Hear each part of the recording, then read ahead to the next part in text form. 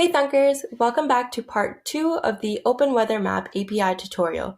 If you haven't checked out part 1 yet, go ahead and see that video first where we designed and built some of the blocks of the app. So we have one more block to program before we can actually start programming the function that gets the data from the Open Weather Map API. So the block that we're going to program right now is what happens when you click on one of the cities in the list of cities that you have.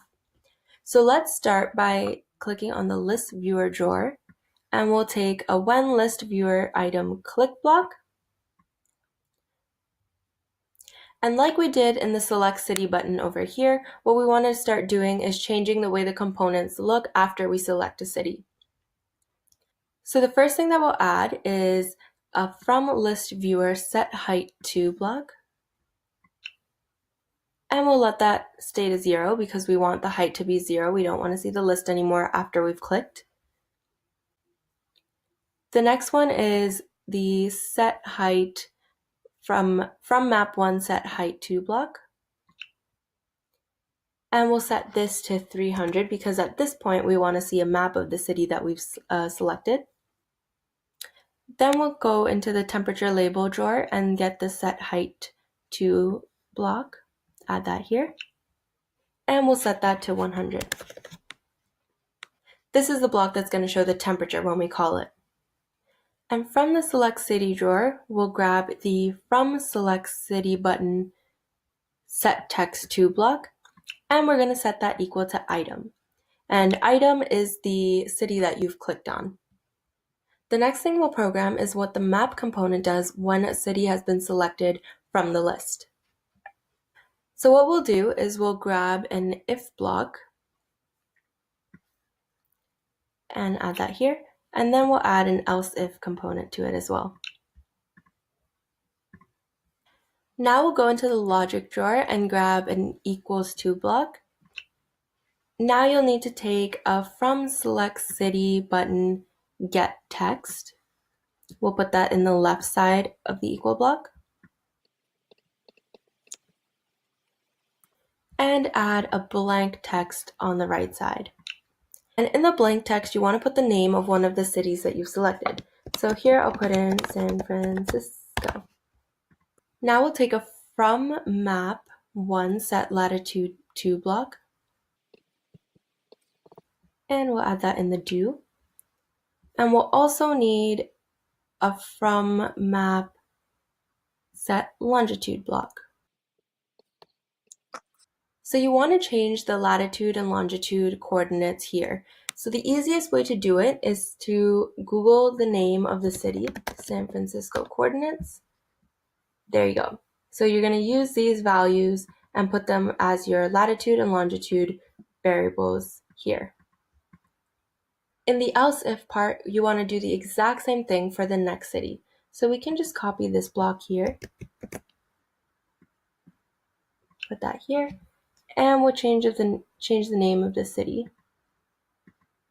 So we'll put New York, and likewise we'll copy the longitude and latitude, but instead we're going to put the longitude and latitude of New York. So we'll just Google New York coordinates. Great. So there's one more thing left to do in this block, and that is to call the getWeather function, which we haven't created yet. So we'll come back to that and do that really quickly. So now we're going to be creating the function that allows you to connect to the Open Weather Maps database. Now a function is just a set of blocks that allow you to do a task. And in this case, our task is getting the weather information. So we'll start off by taking a to do something block, and we'll add that here. And instead of do something, we'll call this get weather. So that way we know that this is the function that gets us the weather. So now we'll click on Open Weather Map API, and we'll get this block here from Open Weather Map API set URL to. We want to add a join block to it, and we'll add 2 more components so that we have room for 4 items. Now we'll just copy and paste this twice so that way we have text box. So now in order to start receiving information, we need a specific URL or web address that we can call data from. So if we go back to the website where we got our API key from, you'll see here that they give you an example of how to use the API and what URL to use if you want to start getting information. So in our case, we're going to be using this specific web address where after the Q, we want to put a city name. So go ahead and copy this URL. And what we'll do is we'll copy and paste this URL right there, but we're just going to get rid of this city name.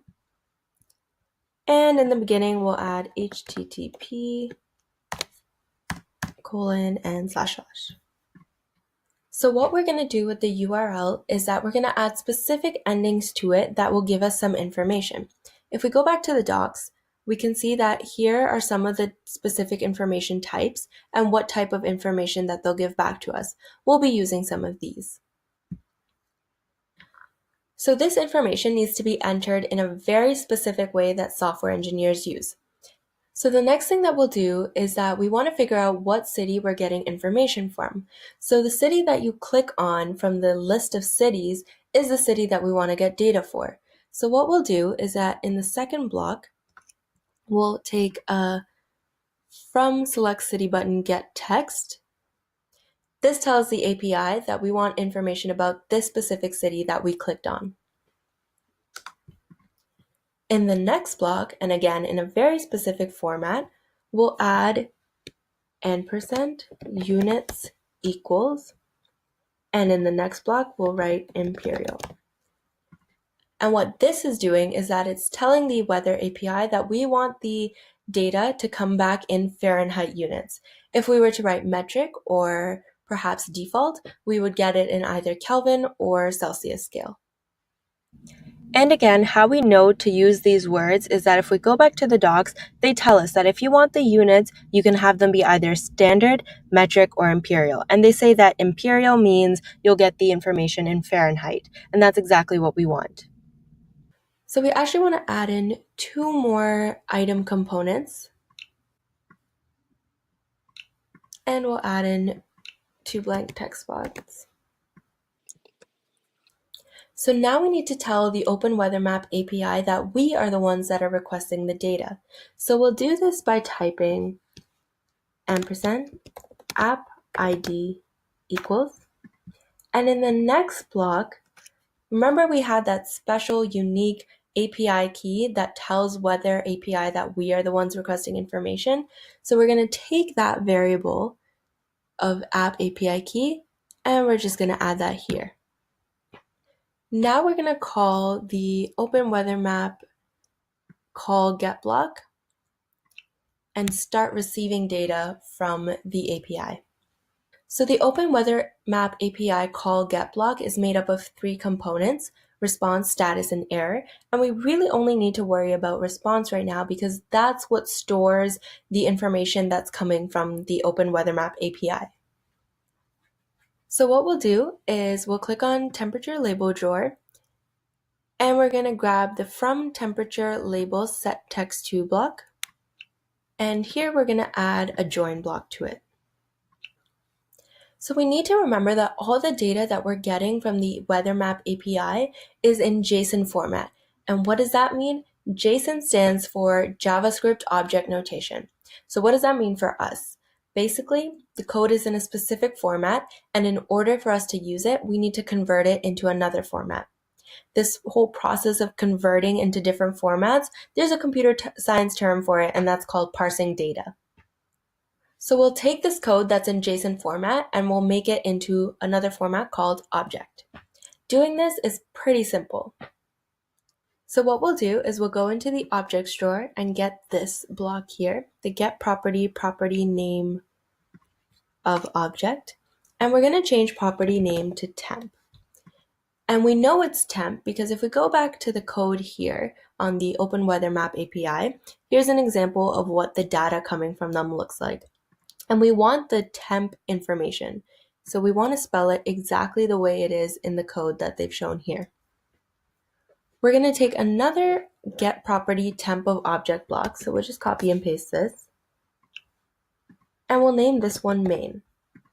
Again, we're calling this main because temp is a smaller part of the main property. So we're taking information from the main block and we're getting the temperature from it. And next we'll take the get object from JSON block and we're going to connect the response block to it. So what this is doing is that it's taking the response in JSON format and it's extracting the information that we want and then converting it to an object that our app can understand. And the very last thing we want to do is that here we'll just add in a degrees Fahrenheit, so that way we know that our data is in Fahrenheit units. So we're almost done. Remember that we mentioned earlier that we wanted to call the get weather block from a couple of our other components. So now we can go back and do that. So we can click on our functions drawer, and now you see that our function name shows up here, get weather.